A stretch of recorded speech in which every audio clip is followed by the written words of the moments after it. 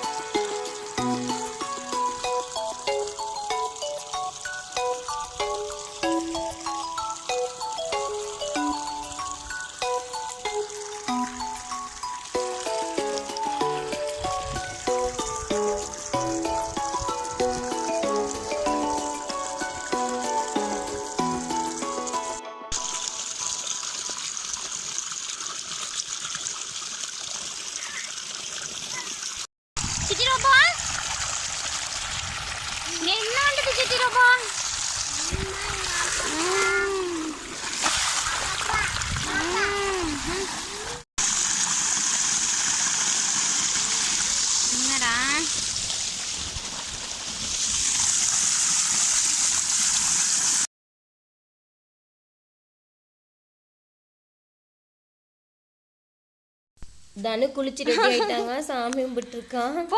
வெளியில வச்சோம்னாவே சாமி நினைச்சு அப்படி கும்பிட்டு இருக்காங்க. இங்க கும்பிடலாமா? அங்க போய் சமையல் செஞ்சு ரெடி ஆகலாம். அங்க போய் கும்பிடணும். பாயாசம் செய்யறதுக்காக 1.5 லிட்டர் தண்ணி சேர்த்துருக்கேங்க. அதில் பார்லி 1 கப் கழுவி எடுத்திருக்கேன். அது சேர்த்து நல்லா வேக விடலாம். பார்லி நல்லா வெந்த பின்னாடி சேமியா இருக்குங்க, அது சேர்த்துக்கலாம். பார்லி பாருங்கள் பொங்கி வராமல் இருக்கிறதுக்காக சிம்மில் வச்சிட்டோன்னா பொங்கி வராது. லைட்டாக சிம்மில் வச்சிட்டோன்னா அடி பிடிக்காமல் இருக்கிறதுக்காக அடிக்கடி கிளறி விடலாங்க. பார்லி இது சின்னதாக இருந்தங்காட்டி சீக்கிரம் வெந்துடுச்சுங்க, ஒரு 10 நிமிஷத்துலேயே. இது கூட நம்ம எடுத்து வச்சுருக்க சேமியாவும் சேர்த்துக்கலாம். இதோட நம்ம எடுத்து வச்சுருக்க சேமியாவும் சேர்த்து வேக வச்சுக்கலாங்க. சேமியா நான் இலையில சாப்பிட்றதால ஒடிக்காமல் சேர்த்துக்கிறேங்க. நீங்கள் டம்ளர் அது மாதிரி கப்பில் ஊற்றி கொடுப்பீங்க அப்படின்னா ஒடிச்சு சேர்த்துக்கலாம். இலையில சாப்பிடும்போது இப்படி சாப்பிட்டோன்னா நல்லா வெந்த பின்னாடி ரெடி பண்ணிக்கலாம். சேமியா பாருங்கள் போட்டோன்னே ஒரு 2 நிமிஷத்தில் வெந்துருச்சு. இங்கே ஆஃப் பண்ணிடலாம். இங்கே இந்த சைடு ஒரு பாத்திரம் வச்சுக்கலாங்க. நான் இட்லி பாத்திரம் வச்சுருக்கேன். நான் தேங்காய் எண்ணெய் சேர்த்துருக்கேங்க. நீங்கள் கீ வேணாலும் சேர்த்துக்கலாம். இதில் ஃபஸ்ட்டு முந்திரி ஒரு 8, பாதாம் 2 எடுத்திருக்கேன். இது ஃப்ரை பண்ணிக்கலாம். இதோட 10 திராட்சை எடுத்துருக்கேங்க, 12 இருக்கும். அதுவும் சேர்த்து ஃப்ரை பண்ணிக்கலாம். திராட்சை பாருங்கள் நல்லா உப்பி வந்துடுச்சு. நீ எடுத்து வச்சிடலாம்.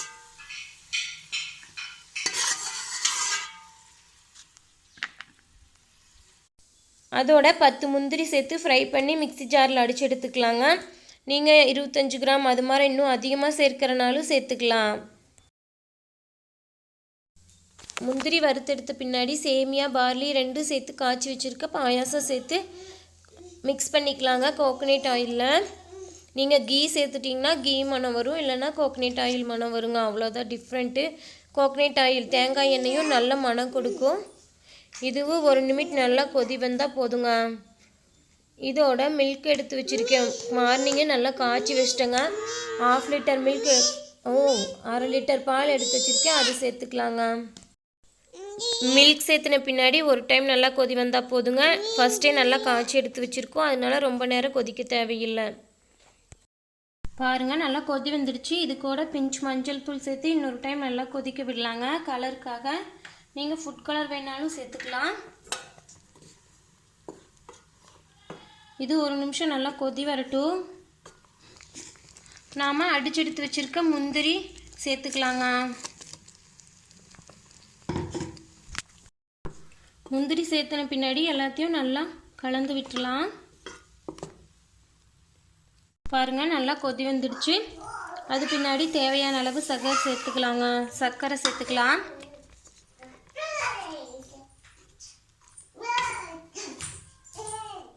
இதுவும் நல்லா கொதி வரட்டும்.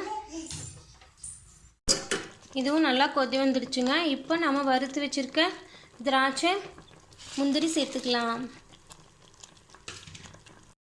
அதோட மணத்துக்காக 4 ஏலக்காய் தட்டி சேர்த்துக்கலாம். பாருங்கள் நல்லா தட்டி நசுக்கி சேர்த்துக்கலாங்க.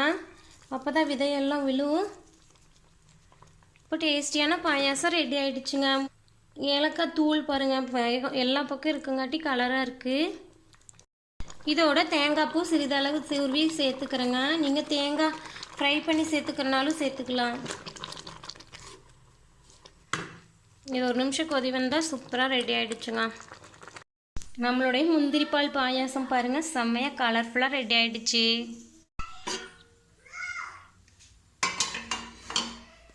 பார்க்கும்போதே சாப்பிடணும் போல இருக்காங்க. நீ சாமி கும்பிட்றதுக்கு எல்லாம் ரெடி பண்ணலாங்க.